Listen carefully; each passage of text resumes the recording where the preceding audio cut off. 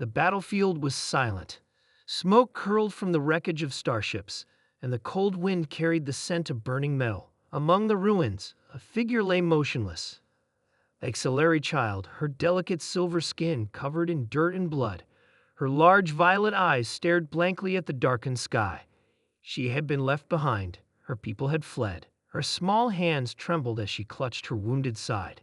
The Xelari were a proud race known for their strength and intellect, yet they had abandoned her without hesitation.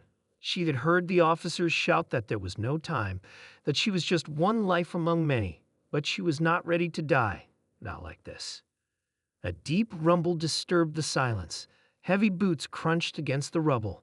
She tried to move, but pain shot through her body. Fear gripped her heart. She had heard tales of the monstrous humans, ruthless warriors who fought like demons, who had driven the Xelari from world after world, and now one of them stood before her. Tall and armored, his battle-worn suit bore the marks of 1,000 fights. A rifle hung at his side, and a scar ran down his cheek. He was everything the stories had described. Cold, dangerous, unstoppable. But then he knelt down. The human reached out a gloved hand. His voice was deep but not unkind. "You're hurt." She flinched, expecting pain, but he did not strike her. Instead, he pulled a small medical kit from his belt and gently pressed a device against her wound. Warmth spread through her body as the pain began to fade. "Why?" Her voice was weak, barely a whisper. He sighed, glancing at the distant stars.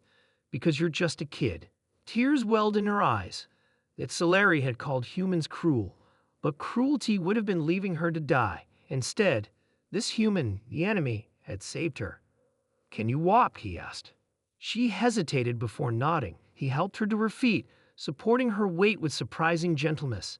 He looked around, scanning the wreckage. "We need to get out of here before more scavengers show up." She didn't understand. "You are my enemy." He gave a short, bitter laugh. "War makes enemies of people who never should have been." For the first time, she saw the exhaustion in his eyes. He wasn't just a soldier. He was tired of fighting, tired of war. She had thought humans were monsters, but now she wasn't so sure. Together, they walked through the ruins, a wounded alien child and a weary human warrior. Two lives that should have never crossed paths. And yet, in that moment, she realized something. Maybe humans weren't the real monsters after all. The journey through the ruins was slow. The girl limped, and the soldier adjusted his pace to match hers. Every step felt like a battle, her body weak from blood loss. The human noticed and crouched beside her. "Here, ride on my back." She hesitated. Trusting an enemy was dangerous, but what choice did she have? Slowly, she climbed onto his back, wrapping her thin arms around his neck. He lifted her with ease, his armor wearing as it adjusted to the new weight. As they moved, she gathered the courage to ask, "What is your name?" He was quiet for a moment. Then he answered, "Ryan." She repeated it in her mind. Ryan, a simple name, but it belonged to the man who had saved her life. "What about you?" he asked. "Kara." "Nice to meet you, Kyra." It was such a normal thing to say in such an abnormal situation. She almost smiled. The ruins stretched for miles, the remnants of a brutal battle. Fallen soldiers, Xelari and human alike, littered the ground. Scavengers had already begun picking through the wreckage. Ryan's grip on his rifle tightened. "Stay quiet," he murmured.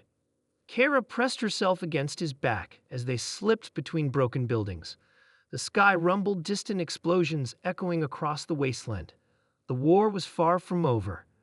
They took shelter in a crumbling structure, its walls riddled with bullet holes. Ryan set her down and gave her a ration bar. "Eat, you need strength."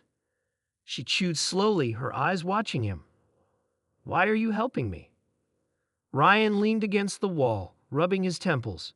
"Because I'm tired of killing." Kara didn't know what to say. She had been raised to believe humans were heartless, that they killed without remorse. But here was one, broken yet kind, protecting her. The sound of approaching voices made them both tense. Ryan peeked through a crack in the wall. Xelari soldiers, searching. If they found her with him, they would kill them both.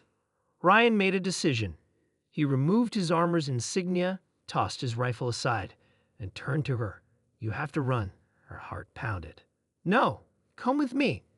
They won't trust me, but you can tell them I saved you." Tears blurred her vision. "I won't leave you behind."